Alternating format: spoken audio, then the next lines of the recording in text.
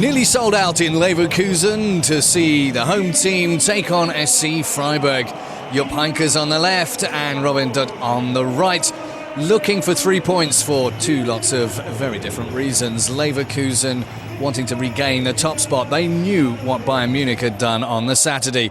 Freiburg trying to avoid getting into relegation problems. We join the game in the 11th minute and it's a chance for Kiesling, and he doesn't manage to put it past Simon Pouplin, the French goalkeeper of Freiburg. Not offside. Takes aim, doesn't hit it as cleanly as he would have liked to. A couple of minutes later, first chance of the game for Freiburg.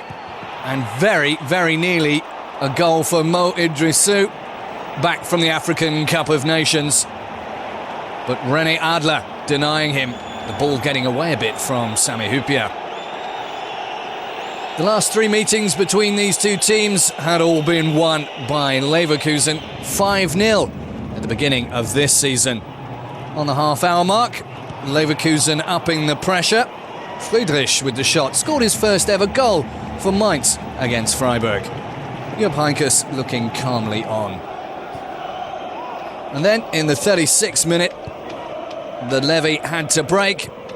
Good work from Barnetta and Kroos. Barnetta getting the ball across to Stefan Kiesling, the Bundesliga's #1 scorer, making it 13 for the season for him. Freiburg over 400 minutes without a goal. Already a goal down. Great cross from the Swiss international.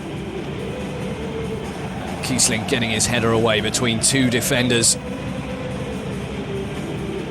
Stunning form from the youngster. And it was to get worse for Freiburg just a minute later. An absolute howler from Simon Pouplin, straight to Erin Dediok, straight to the back of the net. 8th goal of the season. And the second for Leverkusen.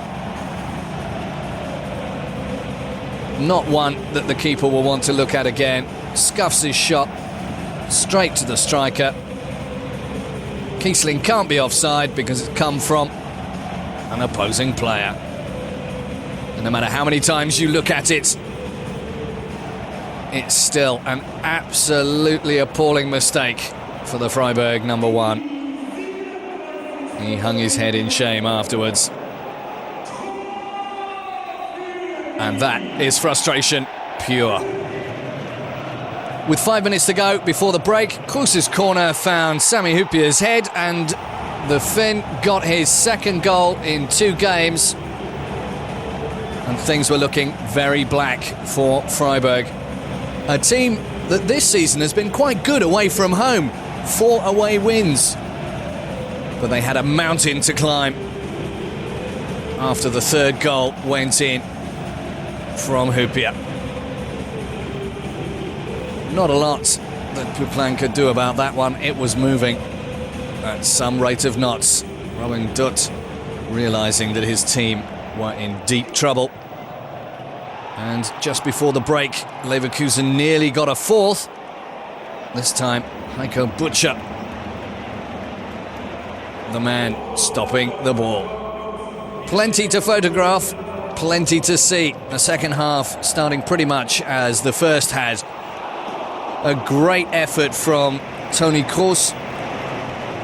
Good technique, has to reverse just ever so slightly and can't get his shot on target. Had that gone in, that would have been a candidate for goal of the month. Kroos again on 63, providing Dediok with the chance to test Pouplin. And Butcher getting it off the line once more. Butcher by far the best of the Freiburg players. And Freiburg's hard work was rewarded on 66 minutes with a venomous shot by Felix Bastians, beating René Adler at his inside post. Notice the colour of the ball here. Snow coming down in the arena. Adler losing it somehow.